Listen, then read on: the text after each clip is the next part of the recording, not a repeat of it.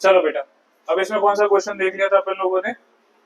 4.2 exercise चालू हो गई थी और 4.2 एक्सरसाइज का और मेरे ख्याल से फर्स्ट निपटा दिया था, सेकंड निपटा दिया था, क्वेश्चन नंबर थर्ड पे चलना है। चलो देखो क्या बोला जा रहा है क्वेश्चन नंबर थर्ड पे कि हमारे को दो नंबर्स निकालना है जिनका सम 27 हो और प्रोडक्ट कितना हो बेटा 182 हो। तो क्या करोगे देखो, क्वेश्चन में क्वेश्चन नंबर थर्ड है ना बेटा, लेट द टू नंबर्स भी अपन लोग क्या लिख लेते हैं, एक्स एंड वाई लिख लेते हैं। दो नंबर्स क्या हैं, एक्स और वाई है, ठीक है। अब क्या बोला जा रहा है, दोनों नंबर्स का सम हमारे को दिया हुआ है कितना, 27, राइट। और बेटा दोनों नंबर्स का प्रोडक्ट वो कितना दिया हुआ है, 182, ठीक है बेटा। तो देखो यहाँ पे सबसे पहले आप क्या करोगे, सब्स्टिट्यूशन मेथड लगा के इक्वेशंस को चेंज कर दोगे। जैसे बेटा यहाँ पर मैंने y को लिख दिया कितना, 27 माइनस एक्स। अब इस y की जगह क्या लिखा जा सकता है, 27 minus x is equal to 182। Multiply कराओ, 27x minus x square is equal to 182, इस तरफ ले जाओ, minus 27x plus 182 is equal to 0। अब ये हमारे पास इक्वेशन आ गई। अब इस बेटा इस इक्वेशन को अपन सॉल्व कर देंगे। तो बताओ क्या फैक्टर्स बनाए, एक्स स्क्वायर इसको लिख दे, अब पता करना है तो क्या करूँ, इसको बेटा प्राइम फैक्टराइज कर दो। तो ये आ जाएगा 91, ये आ जाएगा बेटा 7 से 13। तो बेटा हमारे पास आ गए क्या, 14x minus 13x plus 182 is equal to 0। x लिया कॉमन, x माइनस 14 माइनस 13 लिया common, x minus 14, x minus 14 को लिया common, x minus 13 is equal to 0 बेटा, ठीक है। इतनी बात समझ गए। अब क्या करोगे बेटा, x की वैल्यू या तो 14 होगी या 13 होगी। तो जब भी आप यहाँ पर x की वैल्यू निकाल लोगे ना, आपको y की वैल्यू निकालना पड़ेगी। कैसे निकालोगे बेटा, यहाँ पे 27 माइनस एक्स कर दो, यानी 27 माइनस 14 और 27 माइनस 13। तो एक बार 13 आंसर होगा और एक बार कितना हो जाएगा बेटा, 27 लिखना था, तो ये आ जाएगा 40। तो बेटा पूरे आंसर्स लिखकर आना। अब बेटा से मैंने रिकॉर्डिंग करी इस क्वेश्चन की, देख लेना यूट्यूब पे आज। नेक्स्ट देखो बेटा, क्वेश्चन नंबर फोर्थ है। क्वेश्चन नंबर फोर्थ में क्या बोला जा रहा है वो देखो, find to consecutive positive integers जिनका सम ऑफ स्क्वायर्स कितना हो, 365 हो। तो बेटा पहले तो मुझे बताओ कंसेक्यूटिव इंटीजर्स क्या हो जाएंगे। लेट द, कल भी बताया था मैंने कंसेक्यूटिव वर्ड का meaning. Let the consecutive integers भी ले लेंगे अपन लोग, क्या, be x and x plus 1। अब क्वेश्चन में आप देखो तो उन्होंने बोल रखा है कि दोनों नंबर्स का स्क्वायर किसके बराबर है, इसके बराबर दिया है बेटा 365 के।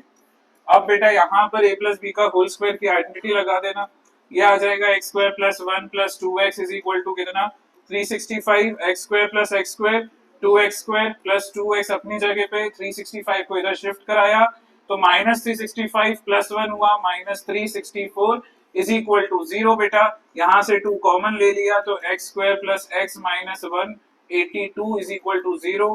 बेटा 2 को 0 के पास भेज दिया, वो खत्म हो गया। X square plus x minus 182 is equal to 0 बचा।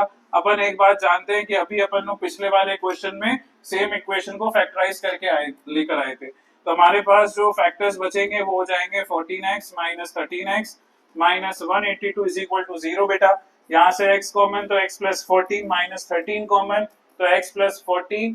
बेटा x प्लस 14 पूरे से कॉमन तो अंदर क्या आ जाएगा, x माइनस 13 बराबर 0। तो x आ जाएगा माइनस 14 या बेटा हमारे पास 13। अब एक बार क्वेश्चन में देखो पॉजिटिव इंटीजर्स दिए थे तो माइनस 14 को तो नहीं ले सकते, तो बेटा आपका क्या आंसर होगा, 13 होगा। और जो नेक्स्ट वाला नंबर होगा वो 13 प्लस 1 14 होगा। क्या आपको बात समझ में आ गई, देखना तो नहीं है, क्लियर है पक्का। नेक्स्ट देखो बेटा, क्वेश्चन नंबर 5 है अपने पास। एक हमारे को राइट ट्राइंगल दिया हुआ है ना। तो राइट ट्राइंगल ले लेते हैं बेटा पहले अपन लोग।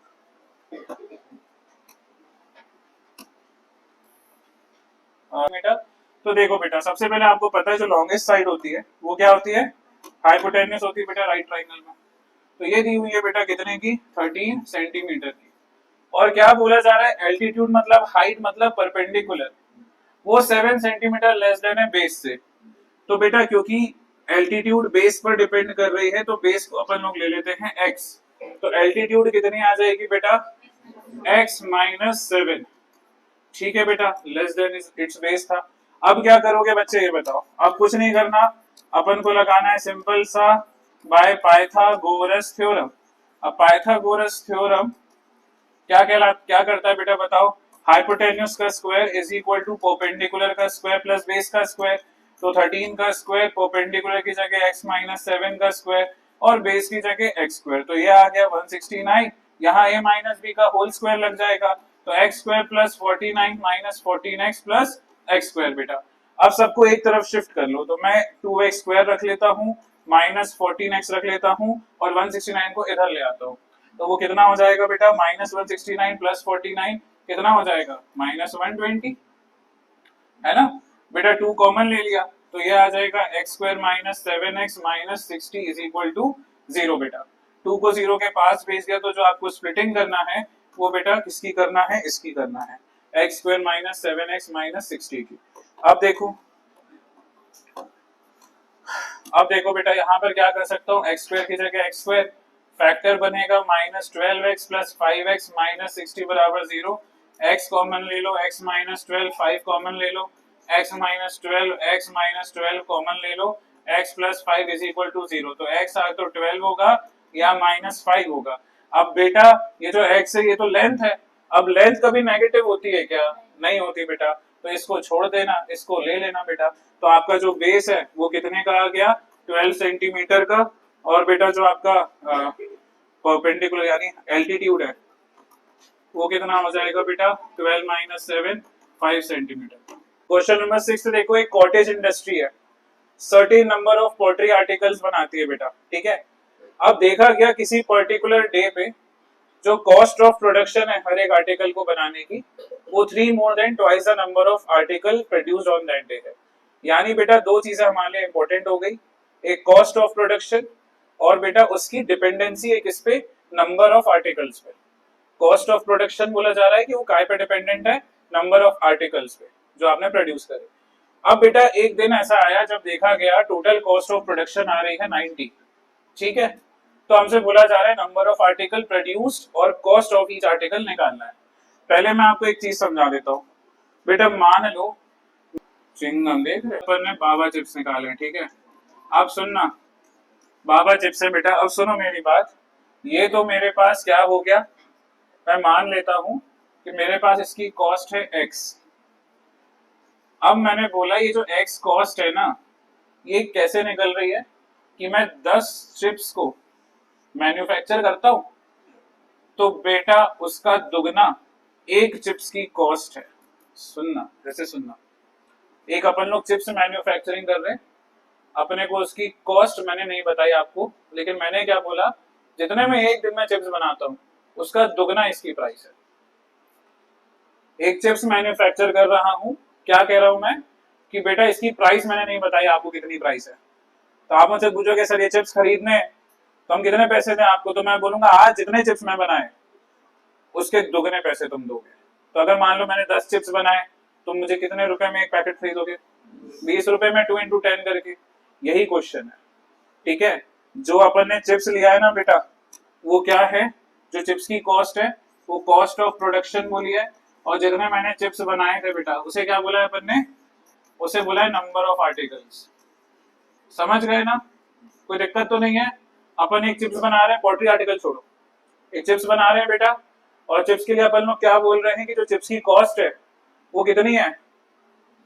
जितने मैं चिप्स बनाऊंगा एक दिन में उसकी दोगुनी है, ठीक है बेटा, समझ गए ना? अब देखो क्वेश्चन पे लौटो, तो उन्होंने क्या बोला कि जो कॉस्ट ऑफ प्रोडक्शन है वो अपन लोग कितनी ले लेते हैं बेटा, मान लेते हैं x, cost of production of each article, हाँ टोटल कॉस्ट नहीं, cost of production of each article, उसे क्या ले लोगे आप लोग? x ले लोगे, x, ठीक है ना बेटा। और मान लो नंबर ऑफ आर्टिकल्स जो उन्होंने प्रोड्यूस करे हैं, ठीक है, उसे क्या ले लो? y ले लो। अब लौटो बेटा क्वेश्चन पे, उन्होंने बोला है जो कॉस्ट ऑफ प्रोडक्शन है वो 3 more than twice the number of article produced on that day है। यानी जो x है बेटा वो 3 more than twice the number of article produced that day है। फिर से रिपीट करूं बेटा, क्वेश्चन में कॉस्ट ऑफ प्रोडक्शन बोली गई है कि 3 more than twice the number of article produced that day. तो मैंने सबसे पहले क्या बोला कि एक आर्टिकल को बनाने की कीमत कितनी है, x रुपीज है, ठीक है। और मैंने बोला एक दिन में कितने आर्टिकल्स बन रहे हैं, y आर्टिकल्स बन रहे हैं। अब उन लोगों ने मुझे बेटा इन दोनों की डिपेंडेंसी बताई। क्या बोला उन्होंने कि जो कॉस्ट ऑफ प्रोडक्शन है वो 3 more than twice the number of article produced है। समझ गए। और उन्होंने बता रखा है बेटा जो टोटल कॉस्ट आई है उस दिन, वो टोटल कॉस्ट कितनी निकल कर आई है, 90 रुपीज। अब मुझे बताओ आप टोटल कॉस्ट कैसे बनती है। टोटल कॉस्ट बनती है बेटा आपने कितने आर्टिकल प्रोड्यूस करे, ठीक है, इनटू कॉस्ट ऑफ ईच। बेटा ईच आर्टिकल की कॉस्ट चाहिए, cost of production of each article. Number of articles कितने लिए थे, y। हर एक आर्टिकल का प्राइस कितना था, x, जो कि डिपेंडेंट था y पे। किस तरीके से, 2 इंटू वाई प्लस से ब्रैकेट में डालना मत भूलना, इज इक्वल टू 90। मल्टीप्लाई कराओ 2y square plus 3y is equal to 90। बेटा एक तरफ ले जाओ, 2y square plus 3y minus 90 is equal to 0। अब फैक्टराइज आप लोग करो। बेटा ये क्वेश्चन क्या मुझे एक बार और समझाने की जरूरत है। हाँ देखो